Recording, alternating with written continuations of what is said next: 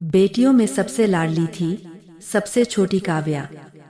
काव्या सांवली रंगत वाली व स्वभाव की तेज थी। उसकी पढ़ने में अधिक रुचि न थी, इसलिए उसने इंटर तक ही पढ़ाई की, पर वह दिमाग की बहुत तेज थी।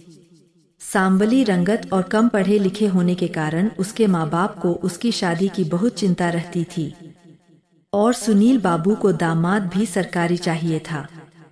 जो भी काव्या को देखने आता, उसकी सांवली रंगत और कम पढ़े लिखे होने की वजह से उसे नापसंद कर देता। एक दिन व्यापार के सिलसिले में सुनील बाबू की मुलाकात राहुल जी से हुई। उनका एक ही बेटा था रोहन, वह भी सरकारी मास्टर। राहुल व उनकी पत्नी शांति दोनों ही लालची प्रवृत्ति के थे। बातों ही बातों में सुनील ने राहुल से अपनी बेटी की शादी की बात कही। राहुल जी ने भी सुनील के धन के किस्से सुने थे। बस फिर क्या था, बिल्ली के भाग से छिका फूटा।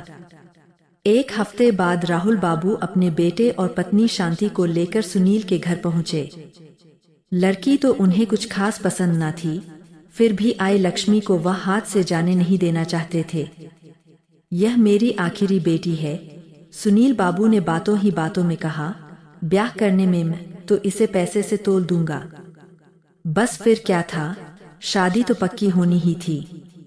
रोशन का भी अपना कोई विचार न था, जो उसके माँ बाप कहते वह उसे मान लेता।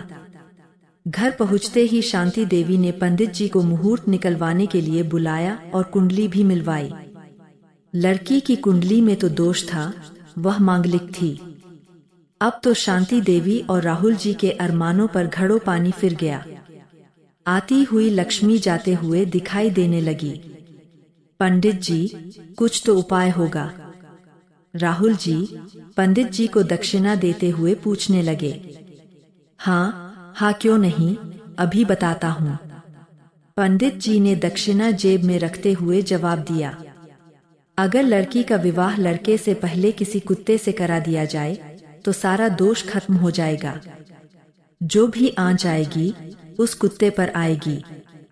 बस फिर क्या था, शांति देवी ने उपाय सुनते ही सारा हाल काव्या की माँ से कह दिया। कुत्ते से शादी। काव्या की माँ और काव्या दोनों इस बात के लिए तैयार न थे। काव्या जिद पर अड़ी थी, इससे अच्छा रिश्ता कहीं नहीं मिलेगा।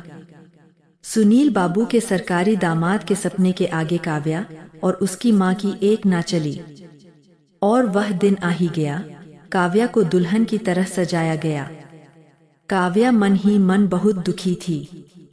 राहुल बाबू और शांति देवी अपने घर से कुत्ते की बारात लेकर काव्या के यहाँ पहुँचे। काव्या राहुल बाबू के लालच को भांप चुकी थी। उसने उन्हें सबक सिखाने की ठानी। कुत्ते को काव्या के बगल में बिठाया गया और पंडित जी मंत्र उच्चारण करने लगे। शांति देवी कुत्ते का हाथ पकड़ के सारे कर्मकांड करवा रही थी। विवाह संपन्न हुआ, खड़े होकर बड़ों का आशीर्वाद ले ले। जैसे ही पंडित जी ने यह कहा, काव्या उठ खड़ी हुई। तपाक से बोली, अब मेरा पति यही कुत्ता है। अब मैं किसी और से विवाह नहीं कर सकती। शांति देवी और राहुल बाबू अवाक रह गए। सुनील बाबू भी हैरान थे। मैं ऐसे घर में शादी नहीं कर सकती, जो दहेज के लालच में कुछ भी कर सकते हैं। काव्या की इस हालत के जिम्मेदार केवल राहुल बाबू और शांति देवी थे, बल्कि उसके पिता भी उतने ही जिम्मेदार थे। अंधविश्वास और सरकारी दामाद की इच्छा आज भी हमारे समाज में व्याप्त है, जिसकी वजह से काव्या जैसी न जाने कितनी बेटियों को अपमानित होना पड़ता है।